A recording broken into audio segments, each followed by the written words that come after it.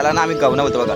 या शेतातून एक असं पाण्याचा फ्लो निघते आणि या शेतातून पण असं पाण्याचा फ्लो निघते. तर वटपौर्णिमेला सगळ्या लेडीज येऊन त्याला रेमटवतात. सगळं देवस्थानचे ना काही काय म्हणजे रस्त्याच्या मधोमध्ये आपल्या देवस्थान पाहायला मिळतं. गोविरला ना प्रॉपर असं भाजी मार्केटच भरलेलं आहे बघू शकता. आणि पूर्ण जी लाईन आहे ना पूर्ण आपल्याला दिसते.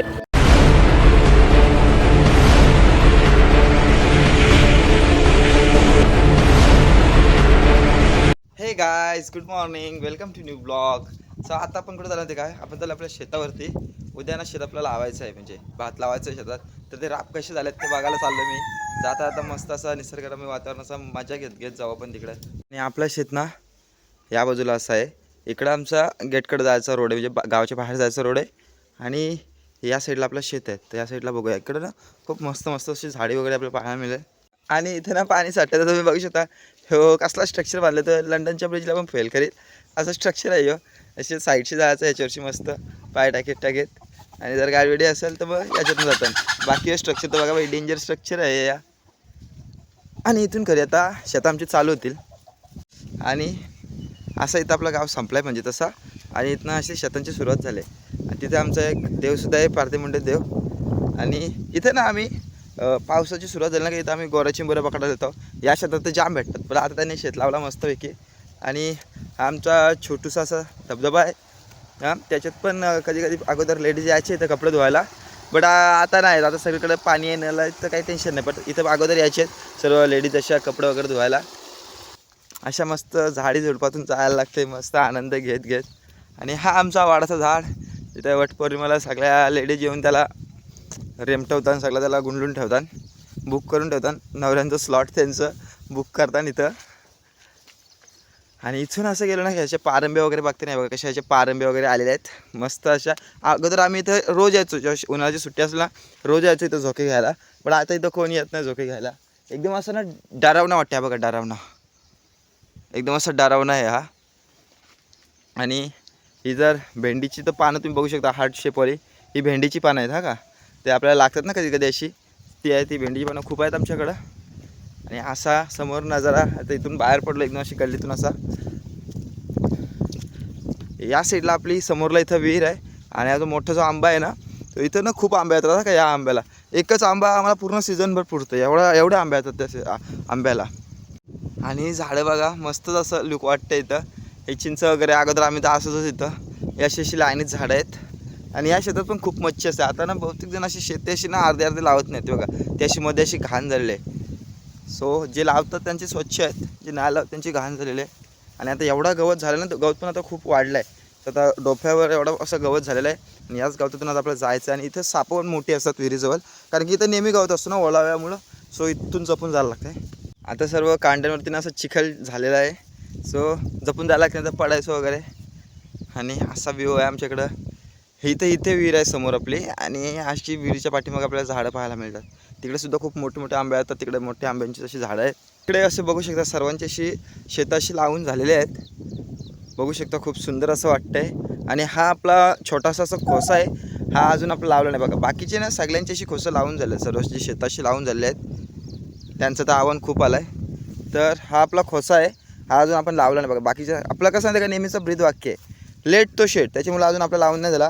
मस्त त्या दिवशी मी 2 वेळा खत मारतो, मस्त भात झाला आहे आपला. तर आपला उद्देश शेताला लावायचा आहे ना, तर इथून जो आव्हान आहे ना तो खणून म्हणजे घ्यायचा आणि तिकडची आपल्या शेतात न्यायचं. तर बघा त्या साईडला आपल्या शेतात, चला आता आपण तिथं जाऊया.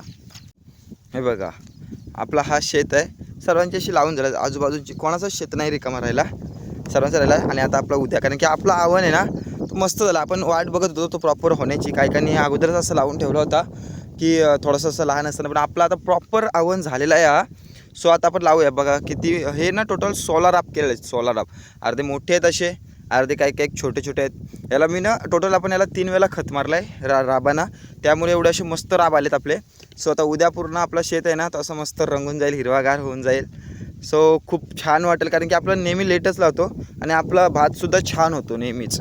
एवढा मोठा शेत आहे आपला बघा. तो तिकडं टोक आहे त्या साईडला, आणि तिकडून मग इथपर्यंत तो एक टोक आहे, आणि मग हा एक टोक. असं एवढा मोठा आपला शेत आहे. हा आपला 4 पांड्याचा आहे, 4-4.5 पांड्याचा. आणि तो खोसा आहे काय अर्धा 1 पांड्याचा काय समथिंग. सो आता उद्या म्हणजे मस्त झाला आहे आपला राब, उद्या लावायला हरकत नाही. बघा इथून ना असं पाणी जातो, याला ना आम्ही गवना बोलतो बघा.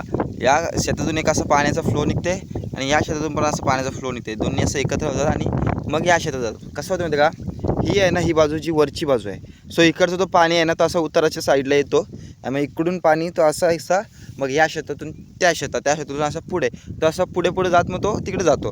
मग ज्याला जेवढं पाहिजे तेवढं असं अडवून ठेवतात बघा, आणि त्याच्यानंतर जेवढं नको असेल तेवढं सोडून टाकतात. त्याच्यामुळे मग सर्वांना पण पाणी भेटते, काही टेन्शन येत नाही. सध्या आपल्याला पाणी खूप आहे आपल्या खोश्यामध्ये, तर आपण पण आता चालू ठेवलं तो गावना, म्हणजे थोडा जो पाणी आहे ना तो या शेतात येईल, मग या शेतातून त्या साईडला असं ट्रान्सफर होतो. याला आम्ही गावना बोलतो. तुमच्याकडे काय बोलतात ते नक्की कमेंटमध्ये सांगा. आपल्या खोशाचा जो राब बघताय ना, पूर्ण असा राब मस्त आला आहे. अगोदर ना इथे कमी दिसत होता, एवढा आला नव्हता, बट मी खत मारला बोललो काम होणारच ना, असं आलं आहे. ॲक्च्युली ना ज्यांनी लावलीत ना भात, हे बघा यांनी जो लावलेत ना ते यांचा आवड आहे ना तो थोडं छोटा असं वाटतंय, पण आपला जो राबाचा जो भात आला आहे ना तो त्याच्यापेक्षा असं मोठा वाटतं आणि एकदम असं डार्क असा हिरवा आला, कारण की माहिती का याला तेवढा खत मारला ना त्याच्यामुळे तसं मजबूत झालं एकदम. सो आता खूप छान असे आपले राब आहेत. सो उद्या लावायला शेत काय असं हरकत नाही आहे आपला. सो आता उद्या आपण शेत लावू. आणि हे काय आईच आता वाजले 4:30-5चा आपला क्लास आहे, तर आता चाललो मी. गाडी आज इकडे धावड्याकांची लावलेली. यातला हेल्मेट आपला आज त्याची गरज लागणार आहे, कारण की हेल्मेटला आपलं माउंट आहे ना, तर आज आपण पिनच्या याच्यात पण जाऊ. सो लागेल आज माउंटची गरज, तर चला आता निघतो आपण इथून. सो काहीच आता आपण आपली काढले धन्नो राणी आणि आता आपण जाऊया पुढे. चला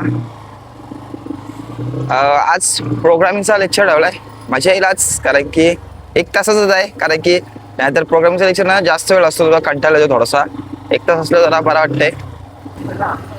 आलाच ना आता भाई. आणि आपला वर्गीस भाई असं लेफ्टी असा खतरनाक बॅट्समन डावरेगावचा, तो पण चालला पेनला वहिनीला घेऊन.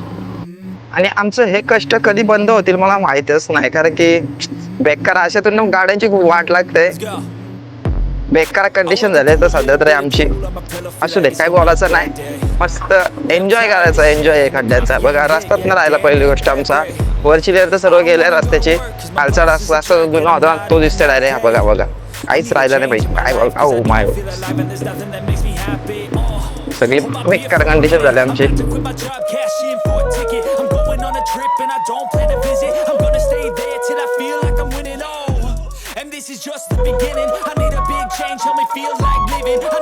बघा आपल्याकडे ना कडक ऊन होता आणि पेन साईडला बघू शकतो सर्व कालोख दिसतंय. पेनला तर नेहमी असा पाऊस पडताना दिसतोय भाई, काय मला विषय समजत नाही. आपल्या घरी गावात जरी हे असेल ना कडक ऊन, तरी पण रेनकोट घेऊन यायला लागते, का आता पेनला कधी काय सांगू शकत नाही. पेन बोलते सप्पो बोलते. आणि मंडळी फायनली पोहोचलोय आता आपण पेनच्या असिस्टंटच्या इथं, आणि पावसाने एकदम असा रूप बदलवलाय भाई, पूर्ण कालोख करून टाकलाय इथं. आज तरी पण गर्दी वाटत नाही. आज मंडे, उद्या गर्दी असेल खूप, कारण की उद्या मंगळवारचा आमचा आठवडा बाजार असतो ना भाई. उद्या आपण मंगळवारच्या बाजारात पण जाऊ, बघू. आणि काय आज तर गर्दी नाही, मस्त वाटते आज, कारण की गाड्या पण नाही जास्त. काय झालं काय समजच नाही, पहिल्यांदाच आला असं. रस्ता पण एकदम मोकळा आपल्याला वाटते, पण मजा येते भाई जायला. ते नाही तर रोजची ती गर्दी बघून ना कंटाळा येते. आणि हे आमचा समुद्राचा एंट्रन्स, समोरला आपले गणपती बाप्पा दिसतात.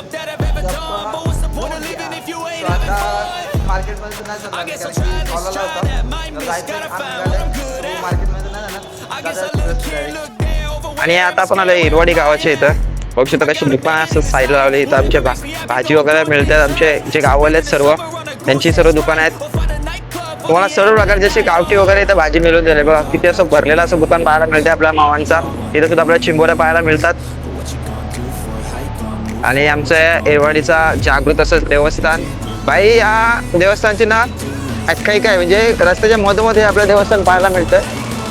आणि आमच्या गोविर्ल्याच्या इथं ना बघा आता हे नवीन गौशालेचं निर्माण होतं. इथं श्री गोपाल कृष्ण गौशाला अशी सुंदर असा आताच मंदिराचं काम सुद्धा पूर्ण झाल्यावरती कलश सुद्धा आपल्याला पाहायला मिळत आणि सध्या दाखवून ठेवलं. आणि इथं गोविर्ल्याचा भाजी मार्केट तुम्ही बघू शकता, अशी लाईनीमध्ये आपल्याला दुकानं पाहायला मिळते. प्रॉपर अशी फिलिंग येते की भाजी मार्केटला आपण आलं की बघा सगळे दुकानं अशी A to Z अशी पूर्ण भरलेले आहेत. वेगवेगळ्या प्रकारच्या तुम्हाला फळं भाज्या पाहायला मिळतील आणि फळं सुद्धा पाहायला मिळतील एकदम प्रॉपर असे. आणि तुम्हाला चिंबोरी मच्छी वगैरे पण भेटेल. इकडे पुढे पण आपल्या दुकानं पाहायला मिळतात, हे बघू शकतो तुम्ही. खाली आपल्या सर्व दुकानं भाजी वगैरे पूर्ण अशी गावठी स्टाईलची पूर्ण भाजी पाहायला मिळते. या साईडला सुद्धा गोविंदला ना प्रॉपर असं भाजी मार्केटच भरलेलं आहे बघू शकता. आणि पूर्ण जी लाईन आहे ना पूर्ण आपल्याला दिसते. पूर्ण भाजी वेगवेगळ्या जातीची फळं वेगळं सर्व फळं भाजी आणि सर्व नाही घरी पिकवतात का. अर्धी काय असतील जे बाहेर असेल पण इथं प्रॉपर अशी घरची गावठी असे फळं भाजी आपल्याला पाहायला मिळतात बघू शकता. पुढे सुद्धा अजून खूप दुकान आहेत. हे बघा इथं पण आपल्याला सर्व भाज्या अशा पाहायला मिळतात.